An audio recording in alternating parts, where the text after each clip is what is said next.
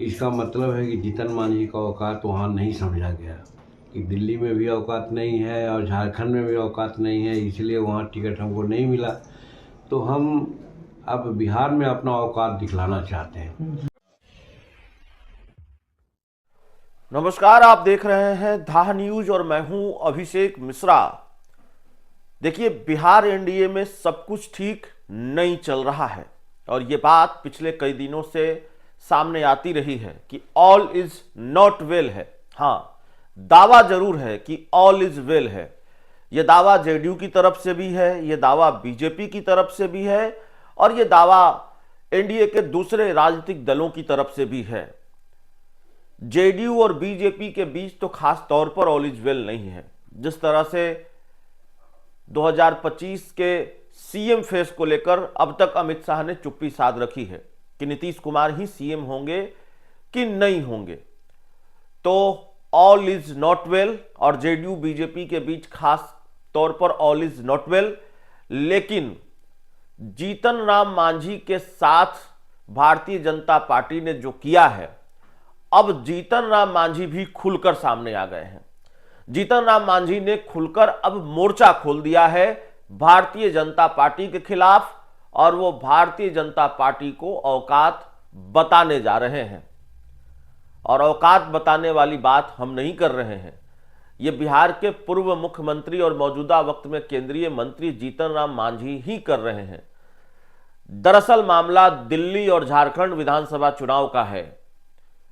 दरअसल मामला जीतन राम मांझी को भाव नहीं देने का है और दरअसल मामला एनडीए में नीतीश कुमार के अलावा सिर्फ चिराग पासवान को भाव देने का है। जीतन राम मांझी की डिमांड को अनसुना करने का है, जीतन राम मांझी को हल्के में लेने का है। दिल्ली में विधानसभा सीटों पर चुनाव, दिल्ली में विधानसभा के चुनाव हो रहे हैं। दिल्ली की 70 विधानसभा सीटों पर चुनाव हो रहे हैं और वहां भारतीय जनता पार्टी ने बिहार के अपने किसी सहयोगी को तरजीह दी है, तो वो जेडीयू और चिराग पासवान को दी है। नीतीश और चिराग को एक एक सीट, जेडीयू और लोजपा रामविलास को एक एक सीट एनडीए बीजेपी ने अपने कोटे से दी है।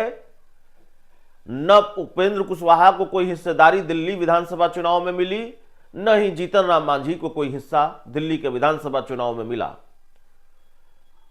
झारखंड के विधानसभा चुनाव में भी यही हुआ।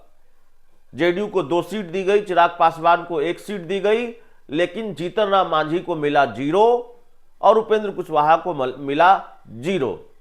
जीतन राम मांझी झारखंड में विधानसभा चुनाव लड़ना चाहते थे, वो चाहते थे कि एनडीए कोटे से उनकी सीटें मिली, तो बार बार दरकिनार किया जा रहा है और जीतन राम मांझी मांग रहे हैं 20 विधानसभा की सीटें बिहार विधानसभा चुनाव के लिए। अब जिस तरह का ट्रीटमेंट भारतीय जनता पार्टी उनके साथ कर रही है, तो 20 विधानसभा की सीटें मिलेंगी, यह बड़ा मुश्किल लगता है। और क्या जीतन राम मांझी अगले पशुपति पारस बनने की राह पर हैं? यह भी अपने आप में सवाल है। बीजेपी किनारे ही लगा देगी क्या उनको? 2, 4, 5 सीटों से ज्यादा नहीं मिलने वाला क्या?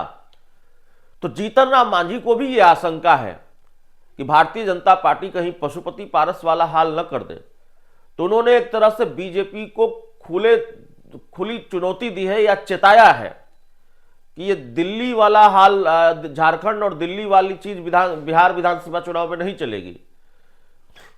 अगर आप समझ रहे हैं कि हमारी कोई औकात नहीं है, तो हम औकात दिखाएंगे। आप खुद ही सुनिए बिहार के पूर्व मुख्यमंत्री और केंद्रीय मंत्री जीतन राम मांझी क्या कह रहे हैं। तो एनडीए में अभी खेला शुरू हुआ है। सीटों को लेकर, सीट शेयरिंग को लेकर मारामारी अभी से है और जिस तरह से चिराग पासवान को एनडीए में भाव मिल रहा है, बीजेपी का चिराग प्रेम कहीं एनडीए पर भारी न पड़ जाए, मांझी कहीं दूसरी राह न ले ले। सुनिए क्या कह रहे हैं कि झारखंड में और दिल्ली में तो देखा गया कि किनका क्या औकात है, उसके नाम पर लोगों को टिकट मिला। इसका मतलब है कि जीतन मांझी का औकात वहाँ नहीं समझा गया कि दिल्ली में भी औकात नहीं है और झारखंड में भी औकात नहीं है, इसलिए वहाँ टिकट हमको नहीं मिला। तो हम अब बिहार में अपना औकात दिखलाना चाहते हैं और ख़ास करके अपने समाज को और हमारे समर्थक जो बाकी जो हैं हमारी नीतियों से, मुख्यमंत्री काज में जो नीति हमने अपनाई है युवाओं के लिए, महिलाओं के लिए, खेती के गृहस्थों के लिए, उन सबको एकत्र करके हम अपना ताकत दिखलाना चाहते हैं और यहाँ कहना चाहते हैं कि झारखंड और दिल्ली में जिस प्रकार से आपने हमको धोखा दिया वैसे धोखा यहाँ नहीं चलेगा। क्या सर एनडीए से आप नाराज हैं सर? नाराज नहीं है, घर में रोटी की मांग तो कर सकते हैं ना गार्जियन से। अगर हमको 4 रोटी की भूख है, हमको 1 और रोटी नहीं दीजिएगा तो हम गार्जियन से मांगे नहीं है, वही मांग मेरी है। दो जगह हमको नहीं दिया गया। बीजेपी अध्यक्ष हमारा यही है कि हम जनता के बीच जा रहे हैं, जनता की बातों को सुन रहे हैं, जनता की मांग को भी देख रहे हैं और जनता का इशारा पर हम काम करेंगे। जो हमारा आज जो भुइयां मुसहर बिहार में जिसकी जनसंख्या आज कम से कम 60-70 लाख के आसपास में है और सब आज एकत्र हो गया है और भुइयां मुसहर के साथ साथ जो मुख्यमंत्री काल में सभी समाज के लिए जीतन मांझी ने जो काम किया है, चाहे विद्यार्थी का हो, चाहे युवाओं का हो, चाहे महिलाओं का हो, चाहे किसानों का हो, सबके लिए जो काम हमने किया है उसके आधार पर हमारे पास हमारे जाति के अलावा भी जितना हमारे जाति का समर्थन है उससे ज़्यादा अन्य लोगों का भी समर्थन मिलेगा। हम समझते हैं कि ये हम दिखलाना चाहते हैं एनडीए के लोगों को कि आप देखो, और जिस प्रकार से झारखंड में और दिल्ली में अपना विचार किया है, अगर बिहार में विचार करोगे तो धोखा होगा। सर चलिए वोट हमारा मिलेगा, एनडीए को नहीं मिलेगा। जैसे वो कहते हैं कि 17 महीना रह करके हम बहुत काम कर लिया, तो उस समय माँ भी योजना उनको याद नहीं आई थी।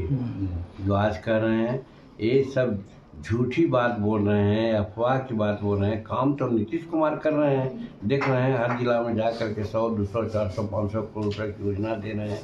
सब महिलाओं के लिए हो, अनुसूचित जाति के लिए हो, काम वो कर रहे हैं। वो तो सिर्फ गप क्या कहते हैं, गप कर रहे हैं। और गप करके जैसे केजरीवाल साहब वहाँ गप करके अपना लेना चाहते हैं, उसी प्रकार से यहाँ ही करना चाहते हैं। बिहार में तेजस्वी प्रसाद को नहीं चलेगा। यहाँ दिल्ली में जीतन राम मांझी एनडीए के प्रचार करेंगे, निश्चित करेंगे, बात करेंगे तो हम एनडीए के शिवर सलार हैं। अगर हमको प्रचार करने के लिए बात कही जाएगी